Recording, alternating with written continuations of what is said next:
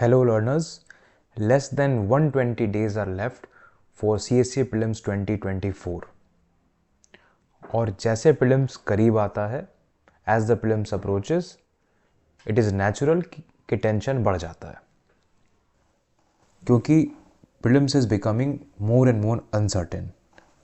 हमें समझ नहीं आता है कितने टेस्ट लगाएं, कौन से टेस्ट सीरीज़ लगाएं, कितना पढ़ें, इज़ कंटेंट सफिशिएंट या और भी कुछ अप्रोचेस हैं जो if you no you may not fail.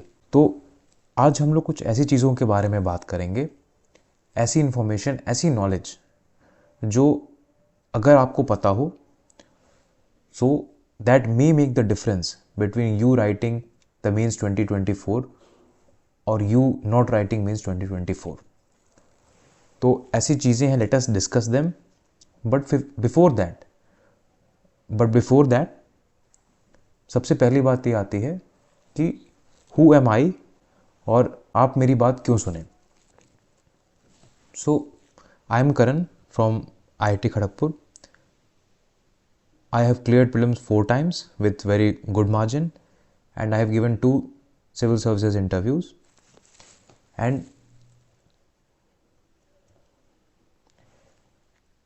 and these are my mark sheet.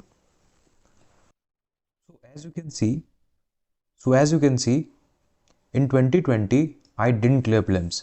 मेरे मार्क्स सिर्फ 83 थे, कट ऑफ से 7-8 मार्क्स कम थे.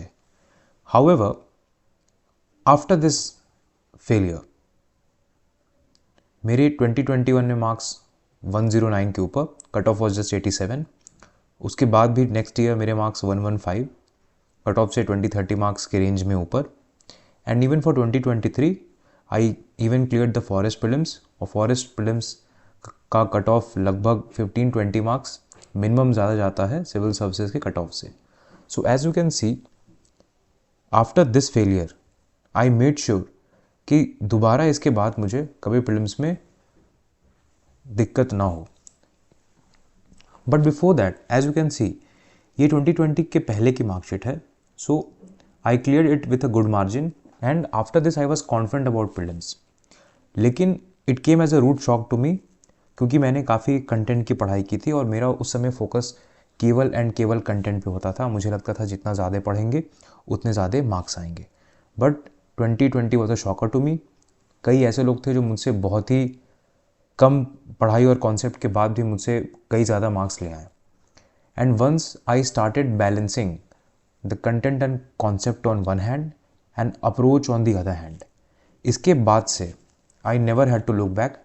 मेरे हमेशा कट ऑफ से 20 to 30 मार्क्स ऊपर ही रहे हैं. And one more thing I want to mention, इनमें से 2 बार मेरी कंडीशन ये थी कि I had to give interview. मुझे ऐसा होप था कि क्लियर एग्ज़ाम हो जाएगा, बट अनफॉर्चुनेटली नहीं हुआ. And just after 3-4 days of result next time prelims था. So I did not have time to read a lot in last 2 prelims 2022 and 2023. लेकिन उसके बाद भी you can see my marks are far above the cut off in both the cases. तो एक common सी बात ये आती है कि ऐसा क्या हुआ 2020 के बाद कि ऑल ऑफ अ सडन मेरे मार्क्स बहुत ही सेफ कैटेगरी में आ गए. And this is not just in final prelims but also कभी कोई टेस्ट भी मैं देता था तो उसमें भी जनरली मार्क्स 100 के ऊपर ही रहते थे. So it is not a one time event. और ऐसे भी कहते हैं कि once can be a fluke, twice can be a coincidence. But कोई चीज़ अगर 2 बार से ज़्यादा हो रही है then it is a pattern. It is not a coincidence, it is not a fluke. तो कुछ तो ऐसी चीज़ें हैं जो चाहे वो मैं कोई टेस्ट सीरीज़ दूँ वहाँ भी अच्छे मार्क्स में हेल्प करती है. And of course in the final civil services prelims last 3 time से ऐसी क्या चीज़ें हैं which is helping me a lot. So let's discuss those things. So पहली बहुत इंपॉर्टेंट बात है कि ऐसे कौन से फोकस एरियाज़ हैं जिन पे हमें खास ध्यान देना है. पहली तो बात आती है कंटेंट. ऐसा कौन सा कंटेंट है जिसको if we focus it we will get maximum returns.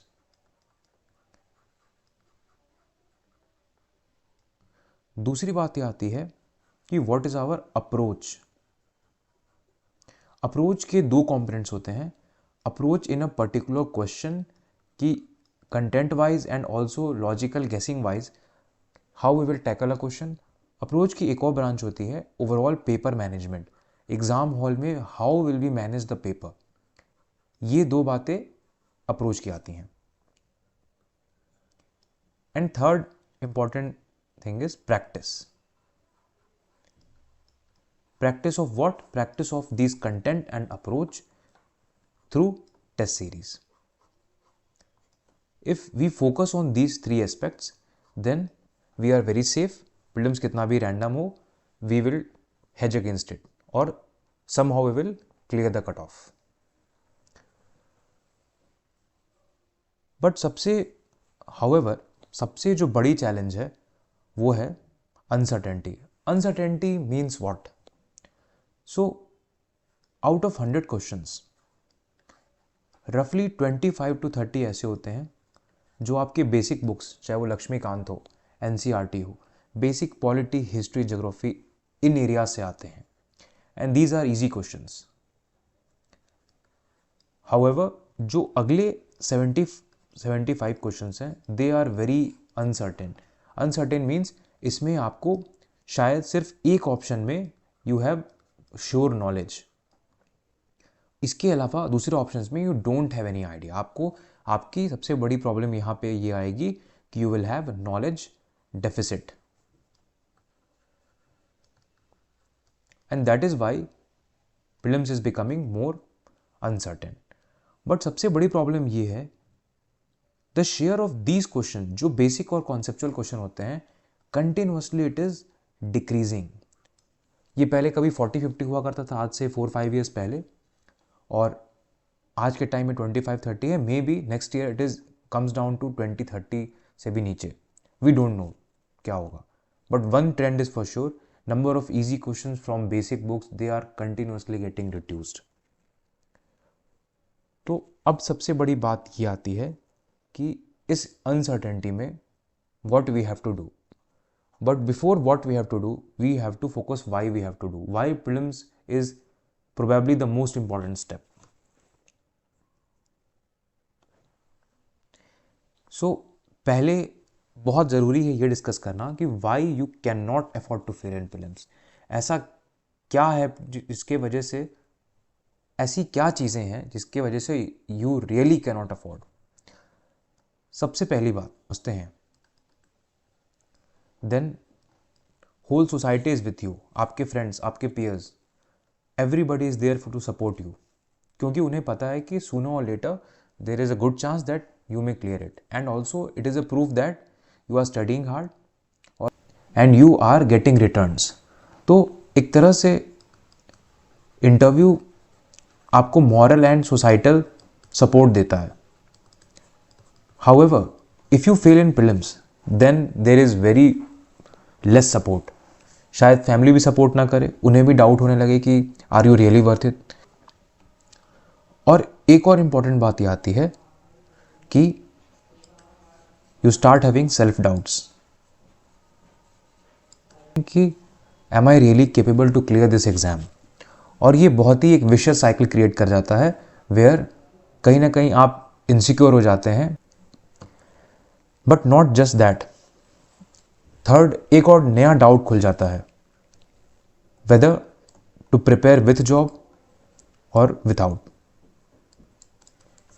और ये ऐसा क्यों आता है? Because you have 1 year left. अगर आप प्रीलिम्स में अनफॉर्चुनेटली क्लियर नहीं कर पाते हैं then you have to wait 1 whole year for the next cycle. और आपकी एक बार ये साइकिल छूट गई देन आपको क्वेश्चन करना पड़ेगा कि क्या मुझे जॉब के साथ प्रिपेयर करना चाहिए, should I look for alternative employment और नॉट। एंड ये खुद में एक नया पेंडोरा बॉक्स खोल देगा डाउट्स के कि ये करना चाहिए नहीं करना चाहिए, क्या अदर एग्जाम देने चाहिए नहीं देने चाहिए।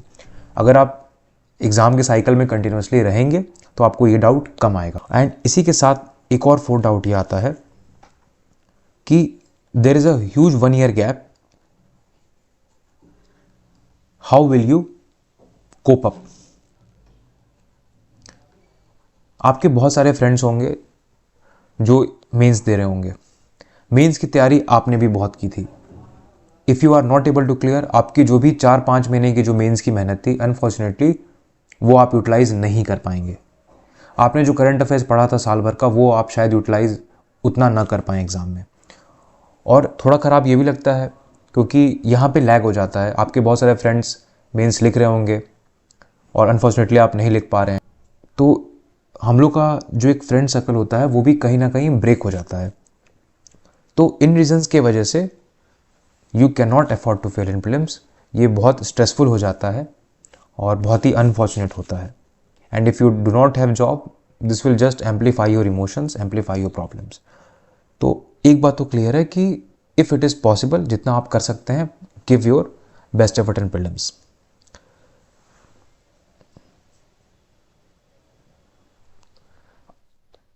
अब बात ये आती है कि ऐसे कौन से पिलर्स हैं, if you focus on them chances are very high that you will clear prelims. पहला ऑब्वियस पिलर है, वो है content. The content of NCERTs, the content from the previous year questions, इन दोनों पे अगर कमांड है then you are good to go. तो first of course the pillar is content. जैसे आप क्रिकेट मैच अगर एक खेलते हैं तो content is like your bat. अगर आपका बैट अच्छा है देन शॉट्स अच्छे लगेंगे। हाउएवर इन अ क्रिकेट मैच, आप मैच सिर्फ अपने बैट से नहीं जीतते हैं, यू नीड सम स्किल्स। सो सिर्फ कंटेंट से तो काम नहीं चलेगा। Content is a necessary condition but content is not a sufficient condition. इसके बाद बहुत इंपॉर्टेंट बात आती है, वो है लॉजिकल गेसिंग। What about those questions in which you are stuck in either in 2 options or in 3 options? उसमें फिर how we will increase our probability of getting the right answer. I'm not saying कि with confirmation you will get an answer, but getting the answer right will increase. और ये कैसे होगा? ये logical गेसिंग से होगा। बट हाउएवर शायद सबसे इंपॉर्टेंट चीज़ जो जनरल डिस्कोर्स में मिसिंग हो जाती है वो है एग्जाम हॉल में how are you going to manage your paper, how will you manage your time, how will you manage your efforts. ये शायद बहुत ही ज़्यादा इंपॉर्टेंट स्टेप हो जाता है क्योंकि कई लोग कंटेंट पे कंटेंट पढ़ते रहते हैं, कुछ लोग थोड़ा लॉजिकल गेसिंग पे भी वर्क करते हैं, but this area is often most neglected. So now let us discuss paper management होता ही क्या है। सी there are 4 varieties of questions.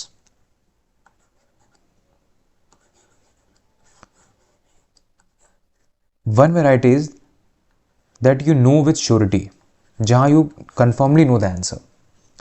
कुछ ऐसे होते हैं जहाँ you have cut 2 options, आप 2 ऑप्शंस में से किसी एक में हो। कुछ ऐसे होते हैं जहाँ आप 3 ऑप्शन में से किसी एक में हो। और कुछ ऐसे क्वेश्चन होते हैं 5-10 जहाँ you know nothing, एक ऑप्शन भी नहीं कटा है। यहाँ आपके चांसेस 100% हैं, यहाँ you have 50% chances of getting your answer right, यहाँ 33% होता है।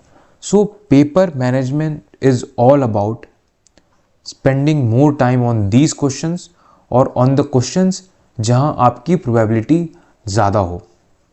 If you give to much time on these two, यहाँ आपकी प्रोबेबिलिटी ऑलरेडी बहुत कम है। अगर आप टाइम देंगे भी शायद 1 in 3 से 1 in 2 आ जाए, but still chances are less कि आपका आंसर आ जाए। आप if you spend maximum time on questions of surety 1 and also in those areas where आप 2 में से 1 में फंसे हैं, देन चांसेस आर हाई कि आपके मार्क्स कट ऑफ से ऊपर रहेंगे। But how will we do this? ऐसे कैसे करेंगे पेपर में? Few other things are also there. Now understand an important concept. ये हमारा ब्रेन है, इसकी 2 तरह से फंक्शनिंग होती है। एक होती है रैशनल फंक्शनिंग, जहाँ whatever you are doing you ask yourself, मैं ऐसा क्यों कर रहा हूँ, मैं ये ऑप्शन क्यों सिलेक्ट कर रहा हूँ, कर रही हूँ, ऐसा क्या रीज़न है कि I am not selecting these things. और दूसरी होती है इररेशनल मेमोरी, जहाँ out of fear, out of anxiety out of stress, you are not able to justify it. तो पहले अंडरस्टैंड दिस कॉन्सेप्ट कि आप 2 घंटे में कितना घंटे टाइम अपने रैशनल मेमोरी को दे रहे हो और कितना टाइम अपने इरैशनल ब्रेन को दे रहे हो। जितना ज़्यादा टाइम आप इस फ्रैक्शन पे देंगे, आपके चांसेस इंक्रीज होंगे। After this concept of rational and irrational brain, understand one thing कि जब लेट से कोई भी क्वेश्चन आता है एंड यू हैव 4 ऑप्शंस और आप जब सॉल्व कर रहे हो तो आप पे एक प्रेशर होता है कि what is the answer, you have to find it quickly और ओमार में भरना है। बट द प्रॉब्लम इज आप 1 मिनट 2 मिनट दिए जा रहे हैं and you are not getting the answer.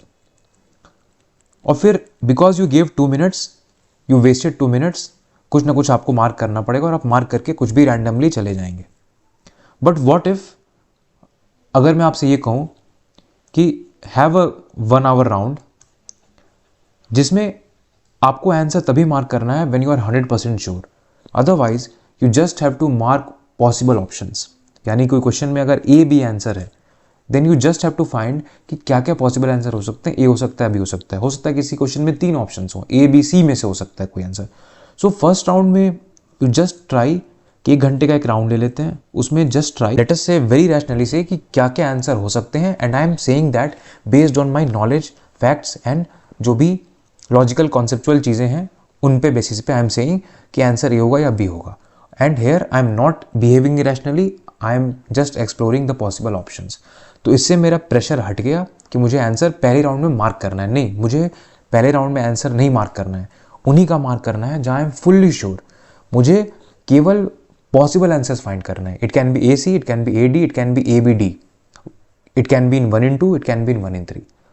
तो इससे फ़ायदा क्या होगा कि फर्स्ट 1 आवर में my whole pressure is gone. Answer मुझे निकालना ही नहीं है, मुझे केवल पॉसिबल आंसर्स चाहिए। तो इससे you will start behaving more rationally. So after this 1 hour round कुछ क्वेश्चन तो आपने सही मार्क कर दिए हैं, फिर आपके पास बचे 1 in 2 और 1 in 3 वाले क्वेश्चंस। और जहां आपको कुछ भी नहीं आता है, please make a cut.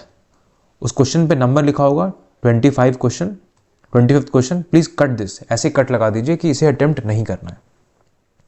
So after having first hour round you will come back again second round के लिए। But what will we do in second round? उसमें our focus would be those questions जहां we are 1 in 2। But how will we identify that कौन से question 1 in 2 वाले हैं? Because जब हम लोग आएंगे दोबारा सेकेंड राउंड में तो बहुत ही प्रेशर हाई रहेगा, टाइम कम रहेगा।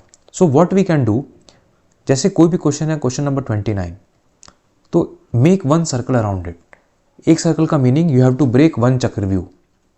लेट्स से क्वेश्चन नंबर 32, अगर यू आर 1 in 3 यानी 3 में से आप 1 में पहुंचे हो तो मेक 2 सर्कल्स ऑन इट। इससे आपको ये पता चलेगा कि इस पे 2 चक्रव्यूह ब्रेक करने हैं।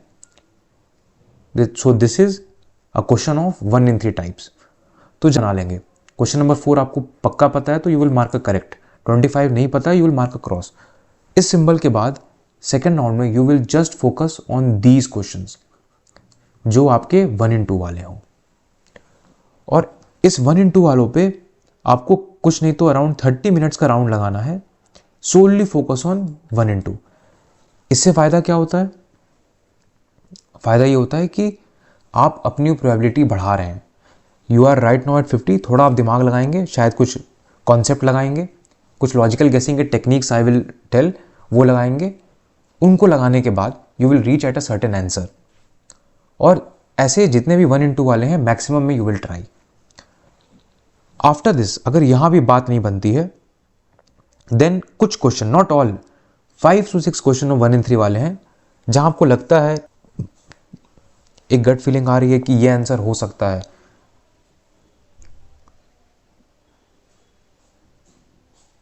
सो after this you will come in 1 in 3। इसमें थोड़ा अगर आपको कुछ कंटेंट कॉन्सेप्ट वापस याद आता है then you can take some risk, but ऐसे क्वेश्चंस को कम से कम ही अटेंड करने हैं जो 1 in 3 वाले में है। एंड 30 मिनट्स आपने 1 in 2 में स्पेंड कर लिया, थोड़े 15 मिनट्स दोबारा आप 1 in 3 में स्पेंड करेंगे।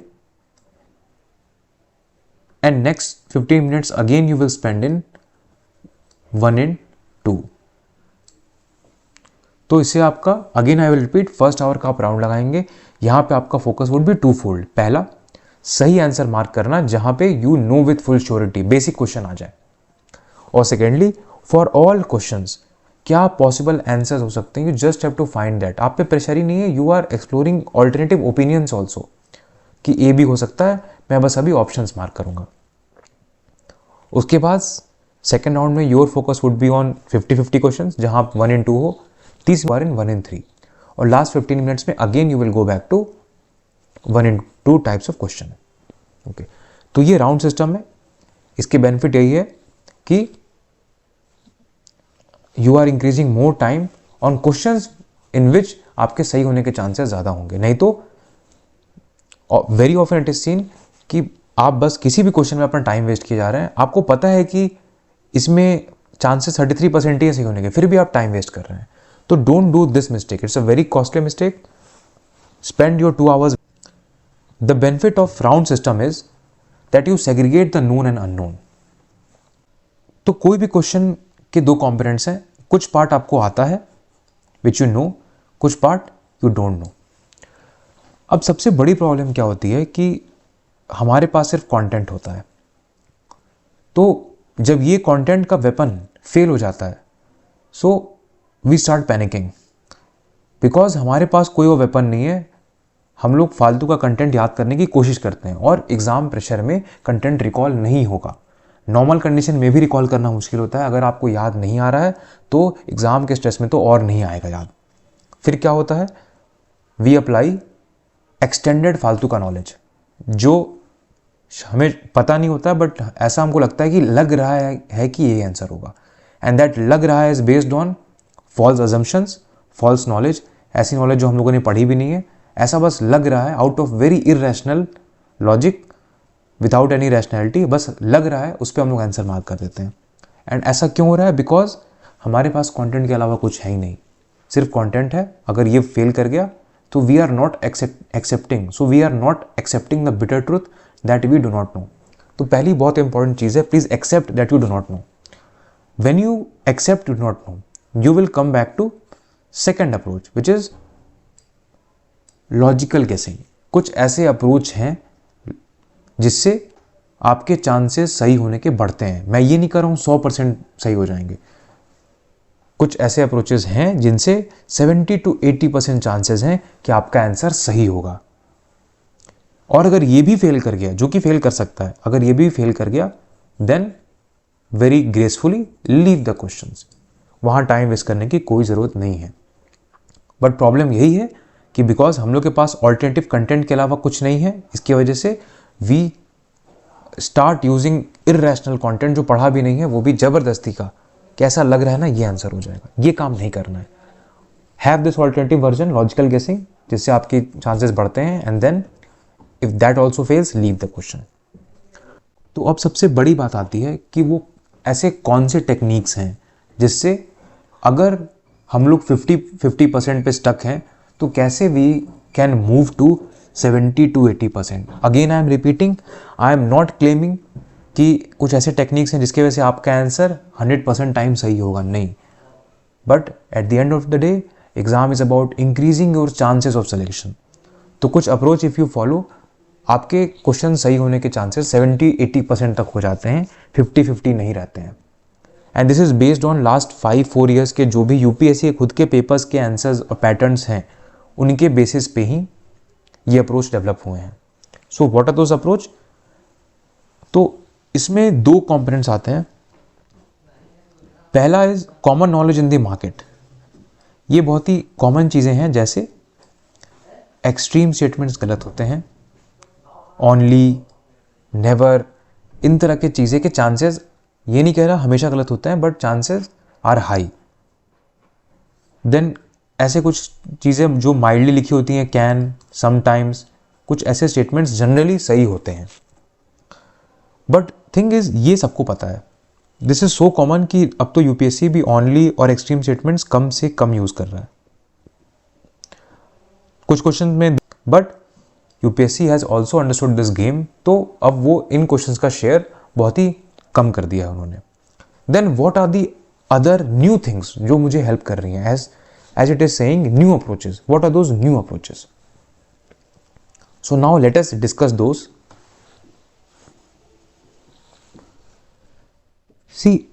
सी वन थिंग, पहले कोई भी स्टेटमेंट या कोई भी क्वेश्चन होता है, it can B divided into two part. कुछ ऐसे होते हैं स्टेटमेंट जो डिस्क्राइब करते हैं किसी चीज़ को, और कुछ ऐसे होते हैं जो हार्डकोर फैक्चुअल होते हैं. They are purely based on facts और बहुत ही हैवी फैक्ट होते हैं. जैसे many local companies and some foreign companies operating in India have taken advantage of India's production linked incentive scheme.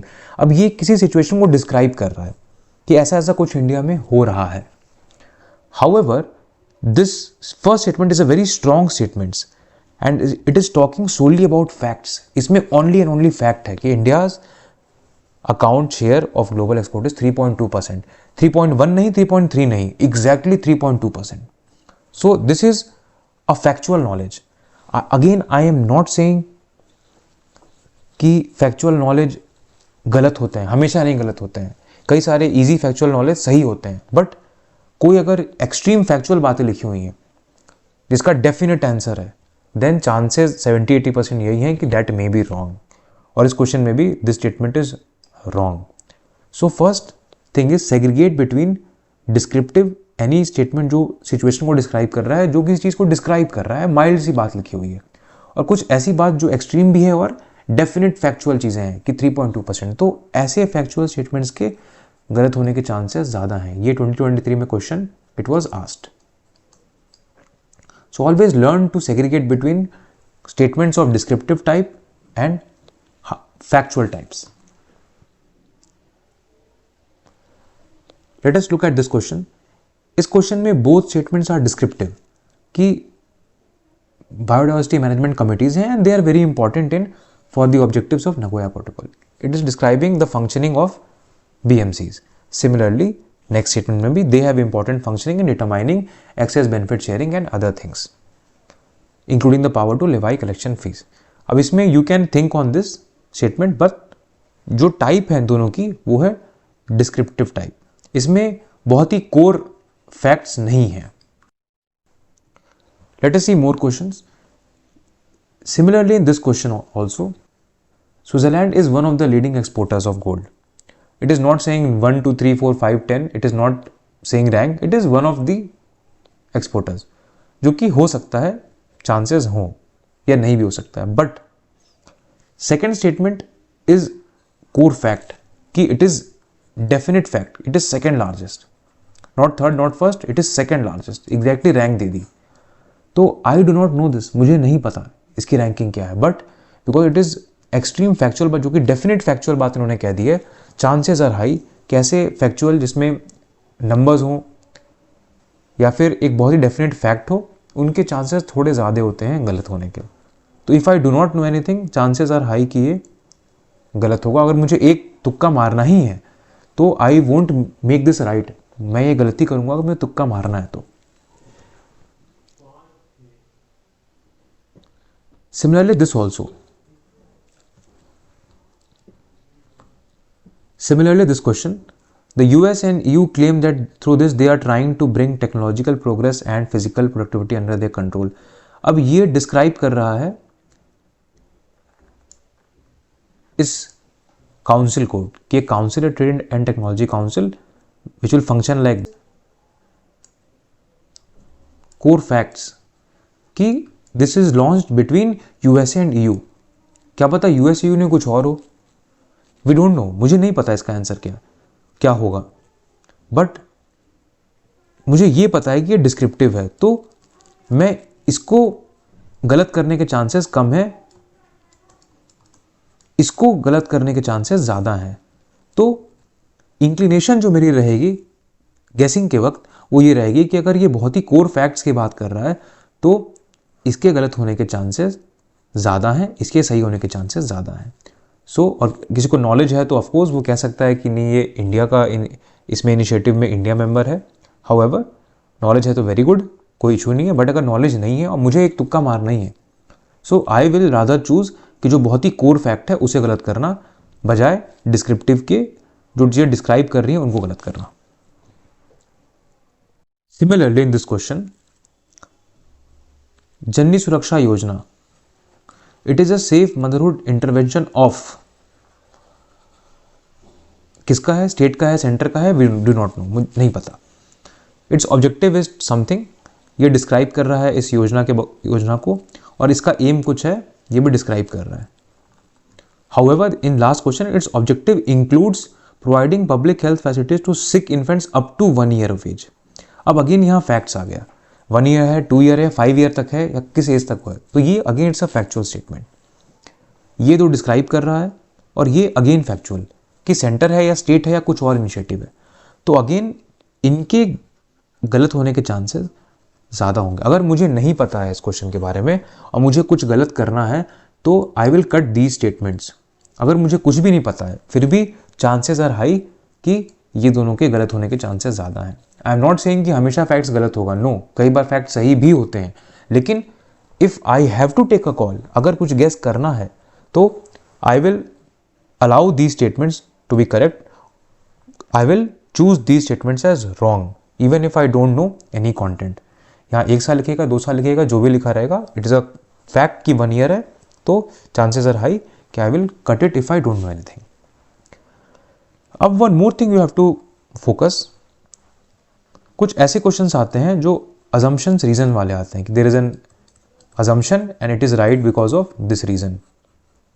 Now see one thing, ऐसे questions में chances of answer B is very less. What is B option in this?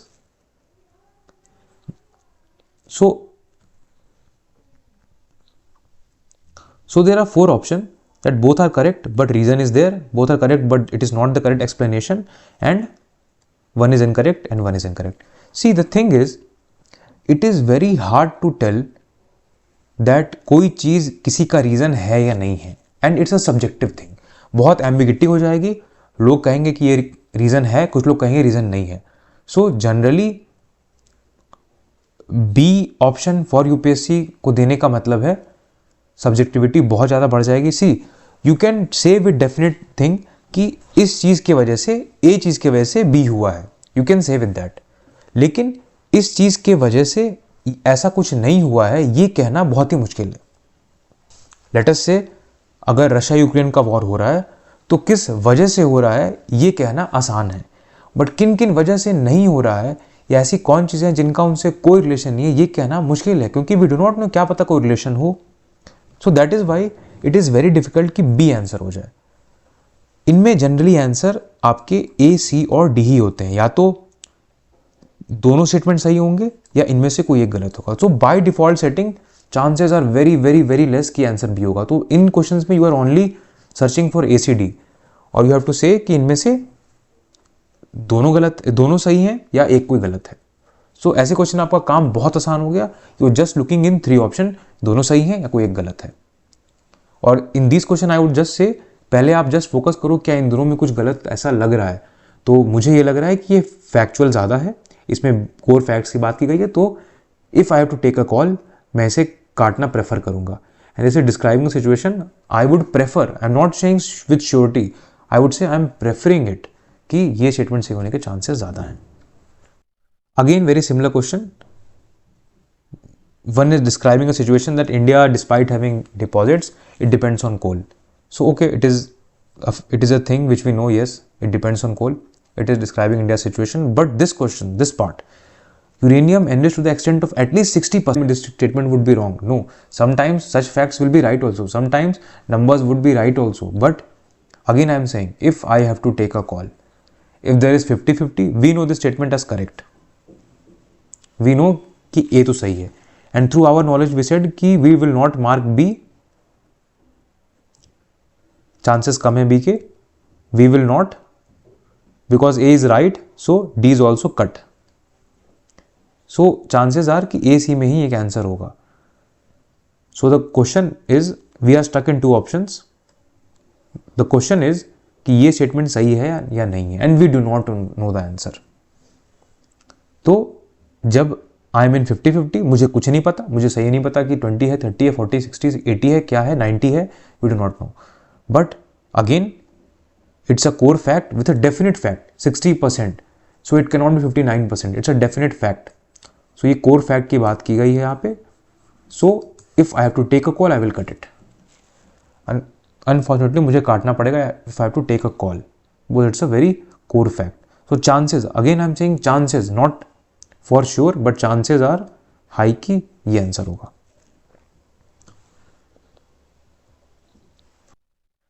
Then there is another thing, it's called too much info. Different variety of information and too much info. Israel has diplomatic relation with some Arab states. It's a very mild statement. It is descriptive type. It is a mild statement. But see the second statements. This initiative was mediated by Saudi Arabia. Again, one fact. Signed by Israel and Arab League. Second facts. So here 2-3 facts are given, not one fact, 2-3 facts. Maybe it is signed between them, but someone else mediated, or maybe it is not signed by them. Maybe it is signed by different countries, or maybe it is not even signed. That is also can be. Maybe it is in under process. So there are 2-3 facts. तो chances are high कि कहीं ना कहीं कुछ ना कुछ तो गलत हो जाएगा. So if I have to take a call, I would cut this statement. Similarly in this question.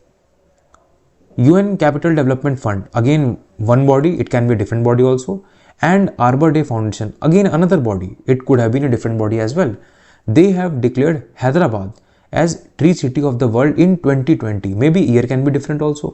तो यहाँ पे again कई facts आ गए, एक different body आ गई, एक different body आ गई, year भी अलग, of information हो, too much information हो, तो chances are very high कि कहीं ना कहीं कुछ ना कुछ तो गलत हो ही जाएगा. तो if I have to take a call, high chance है कि मैं इसे कट कर दूंगा. And then straight away answer आने के चांसेस ज़्यादा हैं. तो अगर आप डाउट में हैं, आपको नहीं पता है कि वन सही है कि नहीं, तो प्लीज़ कट इट. अगर आपको नॉलेज से आपको पक्का पता है, then please go ahead mark कर दीजिए. लेकिन इफ़ यू आर स्टक और you have to take a call, then इसको आप कट करना, बिकॉज इसमें कई तरह की इन्फॉर्मेशन दी है, बहुत चांसेस हाई है कहीं ना कहीं कुछ ना कुछ गलत हो जाएगा. सिमिलरली एक और क्वेश्चन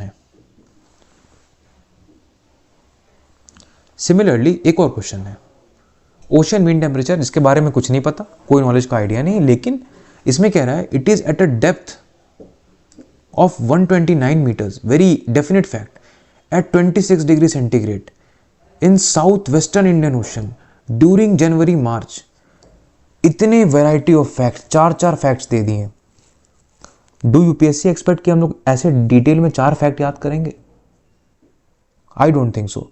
इतने डिटेल के फैक्ट्स, वो भी एक नहीं 4 चीज़ें, कहीं ना कहीं कुछ ना कुछ तो गलत होगा. बहुत कम चांस है कि ये चारों पार्ट सही हों. इसका मतलब यूपीएससी वांट्स कि हम इंसाइक्लोपीडिया बन जाए और सब याद करते चलें, तो नो, चांसेस आर हाई कि ये गलत होने वाला है. ये सिचुएशन को के बारे में डिस्क्राइब कर रहा है. It's a descriptive thing that it can be used in assessing whether the amount of rainfall can be less और मोर. तो ये एक नॉर्मल सी बात कही गई है, माइल्ड सी बात कही गई है, जो कि सच हो सकती है, इसमें गलत होने के चांसेस कम है. लेकिन ये इसमें तो 4 एरियाज हो गए. क्या पता 135 मीटर्स हो, क्या पता 22 डिग्री सेंटीग्रेड हो, we do not no.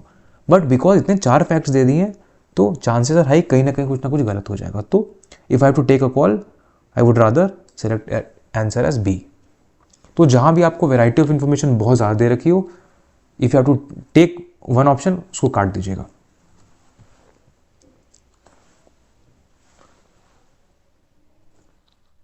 See, similarly here also, self-help group was originally initiated by State Bank of India. Maybe ऐसे वॉइस में लिखी गई हो, this is done by this body, by this thing, this is initiative of this thing, this was done under this ministry, this is done by this body. ऐसे अगर passive voices लिखे हुए हों, सो वहाँ पे please be alert. I am not saying again कि वो हमेशा गलत होंगे, बट 70 to 80% चांसेस हैं कि they are wrong. If it is like under this ministry, done by this body, done of this initiative of this thing, तो ऐसे statements को try to cut it. Similarly these things support SHG, हो सकता है support करते हो, थोड़ा सा भी कुछ हेल्प कर दिया सपोर्ट में आ जाएगा. And all members of a loan that takes all members take responsibility for a loan, तो ये भी बात सच हो सकती है, इस पे फोकस करने की नहीं है, but this statement, this is purely factual, तो इसके कट होने के चांसेस ज़्यादा हैं। एक और बहुत ही ज़्यादा इंपॉर्टेंट कॉन्सेप्ट है जो आपको समझना बहुत ज़रूरी है। Let's say there are 3 statements S1, S2, S3, and this logic, this approach is not applicable for science, tech and environment. इस पे ये चीज़ नहीं लगेगा। ये क्यों नहीं लगेगा, I will tell later. But कोई भी क्वेश्चन जो साइंस, टेक और इन्वायरमेंट के अलावा नहीं है, दूसरे सब्जेक्ट्स के, उन पे ये लॉजिक अप्लाई होता है कि there are 3 statements S1, S2, S3। तो अगर हर बार इस क्वेश्चन में कुछ गलत ही नहीं हो रहा है, लेट्स से तीनों सही हैं, तब फिर आप क्वेश्चन दे ही क्यों रहे हो? जब हर स्टेटमेंट का हर चीज़ सही है, इसका मतलब आप कुछ चेक ही नहीं कर रहे हो, आप बच्चों के कॉन्सेप्ट चेक ही नहीं कर रहे हो। तो chances are less, except for science, tech, environment, chances are less कि तीनों स्टेटमेंट सही हो जाए। अगर ऐसा है फिर आप चेक ही क्या कर रहे हैं? सारा चीज़ तो आपने बता ही दिया, फिर चेक क्या हो रहा है बच्चे का? तो इसी रीज़न की वजह से साइंस, टेक, इन्वायरमेंट के अलावा सारे स्टेटमेंट सही नहीं होते हैं। सिमिलरली एक और लॉजिक ये है, लेट अस से सारे के सारे स्टेटमेंट गलत हो गए, सो दैट मीन्स क्वेश्चन बहुत टफ हो जाएगा। दैट मीन्स कि बच्चे को तीनों स्टेटमेंट अच्छे से पता होना चाहिए, सो क्वेश्चन काफ़ी ज़्यादा टफ हो जाएगा, हर क्वेश्चन बहुत टफ हो जाएगा। तो जो लॉजिक वो ये है कि लेट अस से आपको पता है कि स्टेटमेंट 1 सही है, आपको पता है स्टेटमेंट 2 सही है, बट यू आर स्टक, ये आपको नहीं पता है, यू डोंट नो कि इसे सही करूं या गलत करूं। तो if you are in that condition और साइंस, टेक, इन्वायरमेंट का क्वेश्चन नहीं है और आपकी कंडीशन ये है और आपको एक कॉल लेना है, तो कट दिस स्टेटमेंट। ये मैं क्यों कह रहा हूं? क्योंकि अब तक इन तीनों में से कुछ भी नहीं कटा है, और जनरली साइंस, टेक, इन्वायरमेंट छोड़ के कुछ ना कुछ गलत होता है, अदरवाइज एग्जाम में क्वेश्चन पूछ ही क्यों रहा है? जब सारे के सारे स्टेटमेंट सही हैं तो वो चेक ही क्या कर रहा है? चेक कैसे करेगा कोई भी इंसान? तो अगर कुछ भी आपने नहीं काटा है और यू आर स्टक, आपको समझ नहीं आ रहा है काटूं या ना काटूं, और आपके बाकी तो by knowledge you know S1, S2 is correct, then go for cutting the statements. तीसरा स्टेटमेंट आप कट कर दीजिए। फॉर एग्जाम्पल इस दिस क्वेश्चन में लेट्स से यू नो कि 2, 3 सही है, you don't know about this question, तो चांसेस आर हाई आप इसको कट कर सकते हैं। But again this is only valid after knowledge. ये अगर आपको पता है नॉलेज से कि ये दोनों स्टेटमेंट सही हैं, तभी कट करना है। एंड दैट टू कट करते वक्त भी ट्राई कि कुछ लॉजिकल चीज़ लग रही हो, कोई एक्सट्रीम बात हो या फिर कोई लॉजिकल चीज़ हो, कोई एक्सट्रीम बात हो या कोई फैक्ट वाली चीज़ हो, ऐसी चीज़ों पे ही आपको कट करना है। एंड अगेन ये 100% टाइम वैलिड नहीं होगा, बट 80% टाइम आपका काम यहाँ पे हो जाएगा। सो लर्न कि when to pass any statement, when to cut any statement. Let's say ये क्वेश्चन है, As you can see that the role of home guard is to serve as an auxiliary force to police. ये इसका role बता रहा है, it is describing the role. So this is a descriptive type statement. Similarly, to prevent infiltration, the battalions, the guard, they have been raised in some states. Very mild statement and again descriptive type. Home guards are raised under the Home Guards Act and rules of central government. अब ये नहीं पता है, इसका answer है सही है गलत, लेट अस से इस स्टेटमेंट के बारे में नहीं पता है, but we know 2 things, that this is a factual statement, कि ये सेंट्रल या स्टेट गवर्नमेंट या कहीं ना कहीं आता है, it's a fully factual statement. तो यहाँ पे 3 ऐसी चीज़ें हैं जिसके वजह से आई कैन से कि चांसेस आर हाई कि I will cut this option. Why? ये 2 डिस्क्रिप्टिव एंड माइल्ड स्टेटमेंट्स हैं, इनके सही होने के चांसेस काफ़ी ज़्यादा हैं। But as we recently discuss, just now we discussed, कि ये अगर साइंस टेक का क्वेश्चन और इन्वायरमेंट क्वेश्चन नहीं है तो चांसेस आर हाई कि कुछ ना कुछ तो गलत हो सकता है। 2 हम लोगों ने सही कर दिया, 1 का नहीं पता है। अब 2 चीज़ें कॉमन कंबाइंड हो रही हैं। पहला, ये फैक्चुअल स्टेटमेंट है एंड साइंस टेक इन्वायरमेंट के अलावा कुछ ना कुछ तो कटने का चांसेस हाई, और हम लोगों ने अब तक कुछ नहीं काटा है, दोनों स्टेटमेंट सही हैं, पास कर दिया। तो if you know this very well, but if you don't know this, then chances are high कि स्टेटमेंट गलत होगा। Why? Because it's a factual statement, पहली बात तो, और दूसरी बात अब तक कुछ नहीं काटा है। जब कुछ भी गलत ही नहीं है फिर क्वेश्चन पूछ क्यों रहे हैं? सारे के सारे सही है फिर क्वेश्चन पूछ क्यों रहे हैं? चेक क्या हो रहा है? तब कॉन्सेप्ट नॉलेज तो चेक ही नहीं हो रही, तब चेक क्या हो रहा है? तो that is why you have to have a balance. Even as a civil servant you don't have to be so naive that कोई भी इंसान जो बात बोलता है आप उसकी बात मान लेते हो. वो जो बोल रहा है, जो स्टेटमेंट बोल रहा है वो सब सही है, ये भी सही है, वो भी सही है, everything is right. You can not be that naive. Similarly you can not be that negative कि आपके सामने जो स्टेटमेंट आता है उसको आप निगेट कर देते हो कि गलत है, ये भी गलत है, ये भी गलत है, वो भी गलत है. सो मध्यम मार्ग की बात है. Even in UPSC prelims science tech environment question छोड़ के आपको मध्यम मार्क लेना है, यानी आपको सारे स्टेटमेंट पास नहीं करने हैं. अगर आपको कंटेंट आता हो डिफरेंट केस है, लेकिन अदरवाइज आपको सारे सही नहीं करने हैं स्टेटमेंट्स. सिमिलरली आपने कुछ काट लिया, ये नहीं कि सारे सारे काटे जा रहे हैं, ऐसा भी नहीं होना चाहिए. Extreme, you don't have to take extremes. Don't pass everything, don't cut everything. इसके बीच का ही आपको मीडियम मिडिल पाथ लेना पड़ेगा. Similarly, in this question, stupa was generally a repository of relics. Stupa was a votive and commemorative structure in Buddhist tradition. These are kind of descriptive about stupa, but this is a factual. It is Buddhist in origin, Buddhist or Jainism or something else. Before to Buddhism also it was there. We don't know. यहाँ पे common knowledge से लगता है कि नहीं स्तूपा तो we से कि इट इज बुद्धिस्ट, तो स्तूपा तो होगा ही बुद्धिस्ट. लेकिन यहाँ क्वेश्चन ये नहीं पूछा है. क्वेश्चन ये पूछा है कि it is Buddhist in origin. क्या पता किसी और का ओरिजिन हो, we do not know. But one thing we do not no,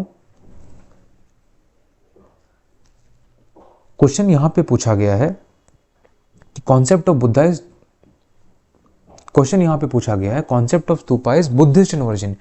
ये नहीं पूछा गया it is associated with Buddhism, पूछा गया ओरिजिन इसका क्या है. तो we do not no origin, but one thing we know कि ये फैक्चुअल है, दीज आर डिस्क्रिप्टिव. इसके गलत होने के चांसेस हैं. सही है, होता सही भी हो सकता गलत हो, we do not know. But यहाँ पे दो चीज़ें मिल रही हैं. पहली बात, ये क्वेश्चन हिस्ट्री का है और हम लोगों ने दो स्टेटमेंट सही कर दिए हैं, तो ऑलरेडी चांसेस आर लेस कि ये तीनों सही हों. लेकिन we do not know. But एक और चीज़ ये भी है कि ये फैक्चुअल भी है. तो दो लॉजिक कंबाइन हो गई. पहला, ये फैक्चुअल है तो चांसेस गलत होने के हाई हैं. दूसरा, अभी तक हम लोगों ने कुछ नहीं काटा है, चांसेस आर हाई कि अगर डाउट में है तो कट वन स्टेटमेंट. तो चांसेस आर हाई कि इन दो को पास कर देते हैं, इसे कट कर देते हैं. तो instead of marking as all three और all two, if you are stuck in these options, go for this because it is not a science tech environment question. कुछ ना कुछ गलत होने के चांसेस हाई हैं और एक आपको फैक्चुअल स्टेटमेंट मिल भी गया, तो चांसेस आर कि ये गलत हो सकता है. Again I am not saying कि 100% टाइम ये वर्क करेगा, बट 70-80% टाइम करेगा. 20% it will give you false result.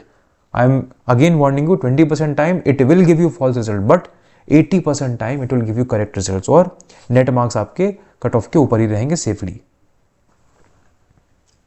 Similarly in this question, if you see this is not no, थोड़ा फैक्चुअल है. It runs a campaign run करता है नहीं करता है, it's again factual. This provides for periodic deworming, ये हो सकता है नहीं भी हो सकता है. It addresses non nutritional causes, ये भी हो सकता है नहीं हो सकता है. But one thing I want to say कि अगर ये क्वेश्चन है it is not about science tech environment, then chances are less कि ये ऑल ऑफ द फोर होगा.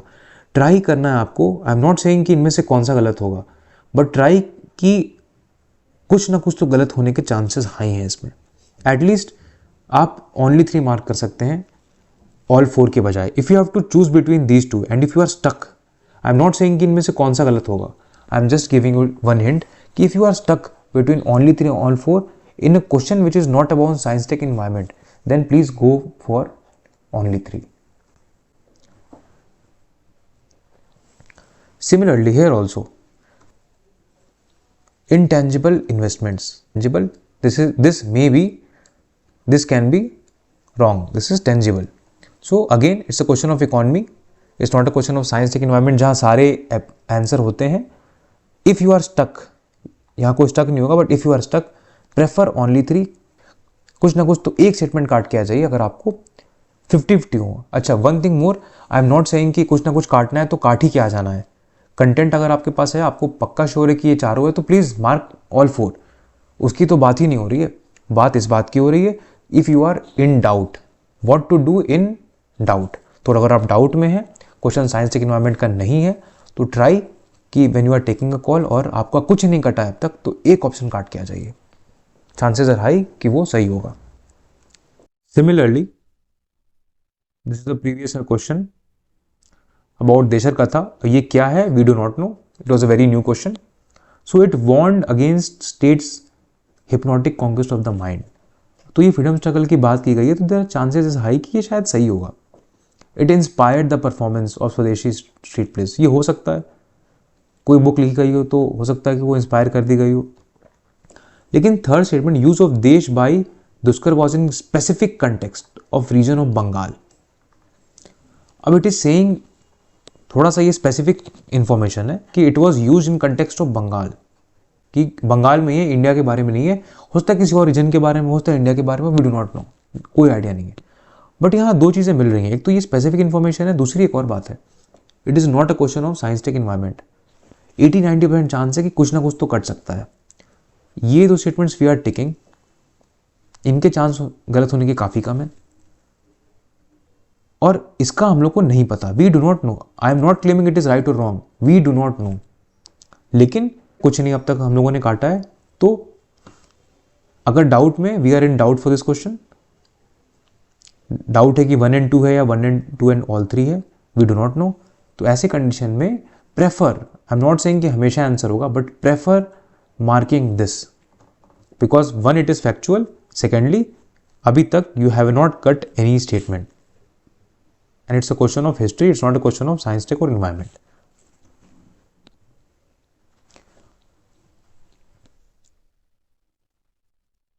अब बात आती है what about science tech environment. Questions अलग होते हैं, यहाँ क्वेश्चंस एप्लीकेशन बेस्ड होते हैं कि इनका क्या क्या एप्लीकेशन हो सकता है, तो कई बार सारे एप्लीकेशन होते हैं। सिमिलरली साइंस टेक में इट्स अबाउट पॉसिबिलिटीज। अगर 2% भी चांस है, कोई एक भी ऐसा मिल गया तो क्वेश्चन इज जनरली राइट। सम, यहाँ हर जगह बात सम की हो रही है, तो अगर एक ऐसा माइक्रो ऑर्गेनिज्म में मिल गया जो pH 3 के बिलो ग्रो कर जाता हो तो answer would be right. So that is why ये सम वाले केसेस होते हैं, ये साइंस टेक में जनरली सारे के सारे सही होते हैं। So don't apply those logic कि कुछ ना कुछ कटेगा, यहाँ नहीं होगा। यहाँ हो सकता है कि सारे के सारे आंसर सही हो because it is application based and possibilities based. Similarly here you can see can be used, can be used, can be used. These are applications. तो ऐसे क्वेश्चंस में chances of all as answer is very high.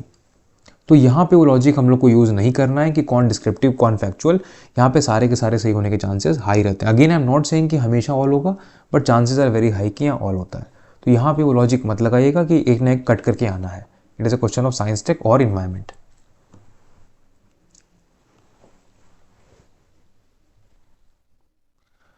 Now very very important logic of time. Time means कुछ ऐसे words हैं जैसे presently, so far, till now. जब भी ऐसे वर्ड्स अगर आपको दिख जाएं प्लीज इनसर्कल देम, और 95% चांसेस हैं कि they are going to be wrong. Why these words are wrong? Due to simple logic. So far मतलब क्या?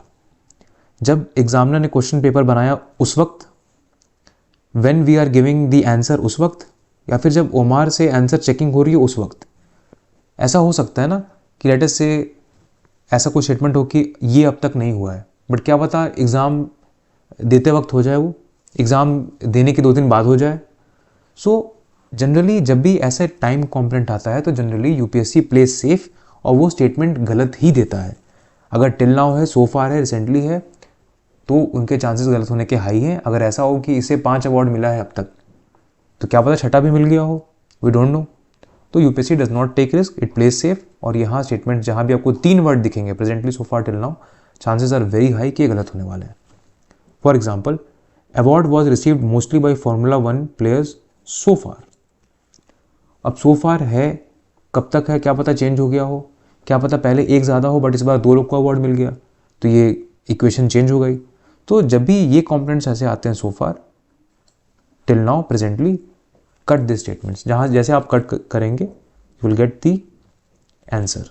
सिमिलरली ऐसे प्रीवियस में भी क्वेश्चन आ चुके हैं एट प्रेजेंट यानी अभी, बट क्या पता एक हफ्ते बाद गवर्नमेंट की पॉलिसी बदल जाए, तो again at present till now so far आ जाए। सो यूज पहले कंटेंट आप पढ़ लीजिए, use common sense, and if you are not sure cut this statement. अगर आपको डाउट है तो प्लीज कट दिस स्टेटमेंट।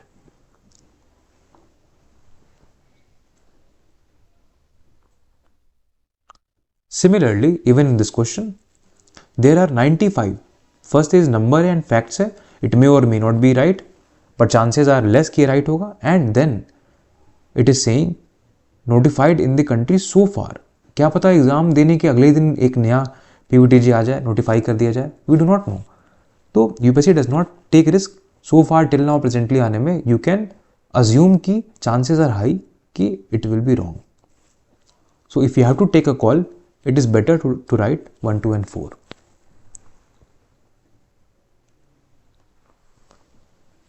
एक और जो लॉजिक आता है कॉन्स्टिट्यूशन डिफाइंस। अब कॉन्स्टिट्यूशन जो है बहुत ही कम चीज डिफाइन करता है, और ये हर साल ऐसा क्वेश्चन आ जाता है कि constitution of India defines the term. तो देखिए जब भी आपको ये कॉन्स्टिट्यूशन ऑफ इंडिया डिफाइंस दिखता है 70-80% चांस है यू कैन कट इट, क्योंकि डेफिनेशंस बहुत कम दिए गए हैं, एग्जैक्ट डेफिनेशन तो बहुत ही कम दिए गए हैं। तो और ये हर साल क्वेश्चन आता है कि ये it is mentioned and defined. Defined जब आ जाए वर्ड तो you can cut it, 80-90% chance है कि गलती होगा। तो ये कुछ बेसिक अप्रोचेस हैं, सिर्फ ये नहीं, ऐसे बहुत सारे और भी लॉजिकल अप्रोचेस हैं जो डिफरेंट हैं, they are not very common, जो जिन्होंने मुझे बहुत हेल्प किया है, और it may be helpful in few questions only, but 5-10 questions that matters. 5-10 questions becomes 15, 20, 25 marks. तो यही एज हो जाता है आप में और अदर कैंडिडेट्स में। However, again I am saying content is very important. Content आपको chances आपके बढ़ाता है सही होने के, तो please focus on content. But the question is which content to read. Now very important thing is content optimization. आप दिन भर पढ़ते रहिए, बहुत चीज़ें पढ़ते रहिए, और पता चला उससे क्वेश्चन ही नहीं आ रहा है। 2020 के पहले मैंने बहुत पढ़ाई की थी, बहुत ज़्यादा बुक्स पढ़े थे, बट मार्क्स नहीं आए बिकॉज पढ़ते पढ़ते गया और वो क्वेश्चंस आए ही नहीं। तो very important thing is content optimization. Whatever you are reading, is it coming? For example current affairs, इससे डायरेक्ट 10 क्वेश्चंस आते हैं। Questions inspired from current affairs but they are static in nature, ऐसे 10 questions होते हैं। Rest 80 are purely static. But what happens? हम लोग शायद बहुत ज़्यादा टाइम्स करंट अफेयर्स में लगा देते हैं, न्यूज़पेपर्स भी पढ़ने हैं, मैगजीन्स भी पढ़नी है, और पता नहीं क्या क्या पढ़ना है, and unfortunately we are spending too much time on current affairs. Current affair is important, I am not denying it, but spend proportional time. अगर 20% क्वेश्चन आ रहे हैं तो I will only spend 20% of my time of the day in current affairs. इससे ज़्यादा spend नहीं करना है। Second very important thing is PYQs, और PYQs पढ़ना है अप्रोच के लिए भी एंड कंटेंट के लिए भी। कंटेंट के लिए मीन्स ये क्वेश्चन 2023 का है which is asked on value of vote of each MLA, and very similar question was repeated in 2018, the value of vote of MPs and the each MLA it varies from state to state. Same यही question के बारे में यहाँ पूछा गया है, saying कि अगर ये आप देख लो तो आपको पता होगा। इस क्वेश्चन में it may not help, question difficult है थोड़ा सा, लेकिन at least you will get an idea कि क्वेश्चंस रिपीट होते हैं, और खासकर प्रीवियस 2-3 साल से तो बहुत रिपीट होते हैं। फॉर इंस्टेंस ये क्वेश्चन है वट्टा किरुतल, here this is the answer. यहाँ पे मेंशन है there is a reference of warrior ethics, तो थोड़ा सा अगर इसके बारे में हल्का इंफॉर्मेशन हो तो this question becomes comparatively easier. ये क्वेश्चन टफ है काफ़ी, बट कोई अगर ऑप्शन का एनालिसिस किया हो, let's say in this question there is an answer, जो भी आंसर है उसके अलावा जो भी अदर ऑप्शंस लिखे गए हैं, please analyse it, please analyse the other options जो गिवन है, कि कौन सा कंटेंट है जो आपके रेलिवेंट है, आपको एनालाइज करना पड़ेगा। सिमिलरली ये क्वेश्चन 2022 का है, 5th शेड्यूल के बारे में, and very similar question came in 2023 schedule areas के बारे में।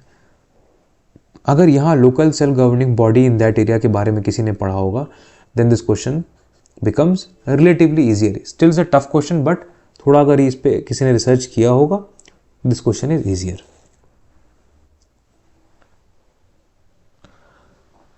सो ओवरऑल वी स्टडीड 3 थिंग्स। पहला, content is very important, please read, please study hard, and not just study hard, study with optimization. आप ऐसे areas पकड़िए जहाँ से क्वेश्चन ज़्यादा आ रहा हो, और for that use your PYQs। जो भी PYQs में ऐसे ऑप्शंस हैं जो कि आंसर नहीं है, ऑल्सो रीड अबाउट दैट। कई बार ऐसा होता है कि जो ऑप्शन नहीं होता है आंसर, उससे एक नया क्वेश्चन फ्रेम हो जाता है। इस बार 2023 में जो भी ऐसे क्वेश्चन होंगे जो आंसर नहीं होंगे बट ऑप्शंस में दिए होंगे, हो सकता है उनसे 24 में एक नया क्वेश्चन बन जाए। Do not skew your preparation in terms of current affair. ऐसा ना हो कि बहुत ही स्क्यूड हो जाए करंट अफेयर्स के प्रति, ऐसा नहीं होना चाहिए। Second is how are you going to manage your paper. Exam hall में spend your time more on 1 in 2 types of question. इन पे 1 in 3 पे टाइम मिनिमम स्पेंड करना है। More you spend time on 1 in 2, आपके selection होने के chances बहुत बढ़ जाते हैं। Third is some new approaches when it comes to logical guessing. कुछ इसके टेक्निक्स हैं, मैंने आज डिस्कस किए हैं। ऐसे बहुत सारे और भी टेक्निक्स हैं जो यूनिकली आपको हेल्प करेंगे कुछ ना कुछ क्वेश्चंस में, और वही 5 से 10 क्वेश्चंस हैं, यही डिफरेंस बनाते हैं आपके सिलेक्शन और आपके रिजेक्शन में। सो आज हम लोगों ने इन 3 चीज़ों पे बात की है। Hopefully you may learn and incorporate these things, और आप खुद जो है आप लास्ट 5 years के पेपर उठाइए 18 से 23 एंड एनालाइज योर सेल्फ। जो भी मैंने बातें लिखी हैं आप खुद go and analyse, and you will find कि 70 to 80% times they are true. Again I am saying 20% time they are wrong. They will give you false results in 20% of time. I am not denying that. I take full responsibility for that. But आपको मतलब है chances बढ़ाने से, सो 70-80% chances हैं कि वो सही होंगे पैटर्न्स। तो अगर आपको ब्लाइंडली तुक्का मारना है तो तुक्के बिना पैटर्न के मत मारिए। Read 5 years papers, find the patterns, और ये जो पैटर्न जो मैंने बताए हैं वैसे पैटर्न्स पे मार्क करेंगे तो आपके चांसेस सही होने के बढ़ जाएंगे। Again I am not saying कि हर बार सही होगा, लेकिन 70-80% टाइम सही होगा। लेट अस से आपको 30 क्वेश्चन कन्फर्म आता है और आपने 55 क्वेश्चन पे तुक्के मार दिए।